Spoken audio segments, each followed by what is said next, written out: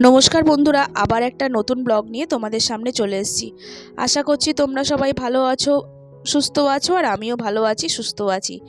আর আজকে গলার অবস্থা একদমই খারাপ, মানে তোমরা বুঝতে পারবে এত ঠান্ডা লেগেছে। আর এদিকে আছে ছেলের আজকে লাস্ট পরীক্ষা। আর তার মধ্যে চলে আসলাম তোমাদেরকে সাথে নিয়ে ছাদে।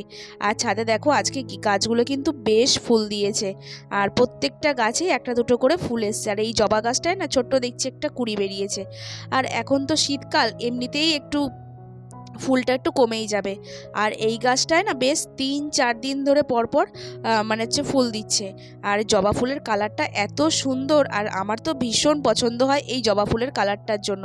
আর আমি জানো তো এই জবা ফুলের কালারটা দেখেই কিন্তু গাছটা কিনে নিয়ে এসেছি। মানে যখন আমি কিনে নিয়ে এসেছি তখন গাছে একটা মাত্র ফুল ছিল। আর তারপরে চলে আসলাম আমার হচ্ছে অপরাজিতা গাছ দেখাতে। আর অপরাজিতা গাছেও আজকে 3 থেকে 4টে ফুল দিয়েছে, কিন্তু জানি না গাছটা যেন তো সাদা সাদা হয়ে যাচ্ছে কেন। প্রথমে ব্যালকনিতে ছিল, তারপরে ওখান থেকে নিয়ে আবার ছাদে নিয়ে আসলাম। যদি রোদের সমস্যার জন্য হয় বুঝতে পারছিলাম না তো কি থেকে হচ্ছে। তারপরে সবাই বলল একটু নিম অয়েল স্প্রে কর, নিম অয়েল স্প্রে করলে গাছটা ঠিক হয়ে যাবে। সবার কথা মতো না সেইটাও স্প্রে করলাম, কিন্তু সেই দেখছি গাছের পাতাগুলো না ওরকমই হয়ে রয়েছে। এবার বুঝতে পারছি না কী কারণে এরকম হয়ে যাচ্ছে। হয়তো কোনো কিছু প্রয়োজন, কি কোনো কিছু বেশি হয়ে যাচ্ছে। আসল কথা গাছ সম্পর্কে না একদম কোনো অভিজ্ঞতা নেই।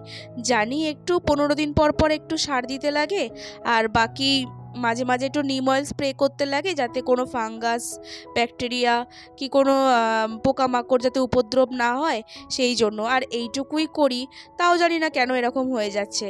তারপরে ছেলেকে খাইয়ে দাইয়ে সোজা নিয়ে চললাম হচ্ছে স্কুলের দিকে। আজকে ছেলের লাস্ট পরীক্ষা, অনেকটা টেনশন মিটবে জানো তো। মানে এত দিন ধরে 1 মাস ধরে, প্রায় পরীক্ষা তো 1 মাস ধরে চলছিল না, কিন্তু চাপটা না 1 মাস ধরে চলছিল। এই জন্য ব্লগটাও অনেকটা কম আসছিল, আর অনেক ছোট ছোট হচ্ছিল।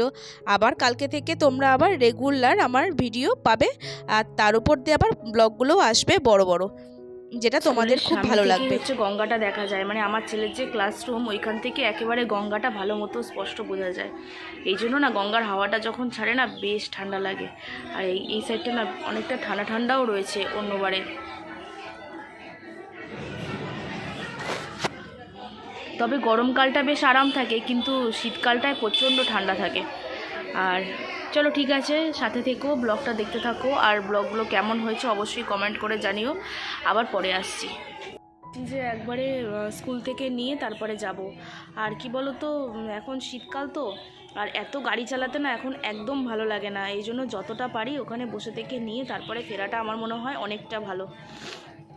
আর তেমনি প্রচণ্ড ঠান্ডা লেগেছে, এত ঠান্ডা লেগেছে বলার কথা না। আসল কথা শীতের শুরুতে না সবারই ঠান্ডা লাগে, আর সেম আমারও ওরকম লেগেছে না। আর স্কুলের ওই দিকটা আছে না গঙ্গা, একটু সোজা গেলেই বেশ গঙ্গাটা যেন সুন্দরভাবে দেখা যায়। যখন মর্নিং সেকশনে ছিলাম, মানে আমার ছেলে যখন ছিল তখন না সব বন্ধুদের মিলে আনন্দ করতাম স্কুলে বাচ্চাদের ঢুকিয়ে। আর সকালবেলা গঙ্গাটাকে এত সুন্দর দেখতে লাগতো, তোমাদেরকে আর কি করে বলবো।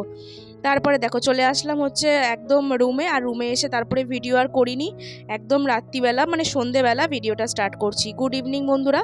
আর দেখো আজকে হচ্ছে ফ্লিপকার্ট থেকে একটা পার্সেল এসছে হচ্ছে প্রেস টেবিল।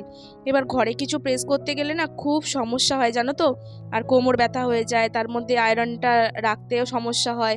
সেই জন্য বর্মশাই অনেক দিন ধরে বলছিল একটা আয়রন টেবিল কিনতে লাগবে। তাই ওর কথা মতো ভাবছিলাম প্রথমে না থাক, যেভাবে হোক হয়ে যাচ্ছে তো, শুধু শুধু আর কিনে কি লাভ আছে একটা 1-2 দিনের জন্য। কিন্তু এখন দেখছি না এই আয়রন টেবিলটা না কিনে অনেকটা উপকার হয়েছে।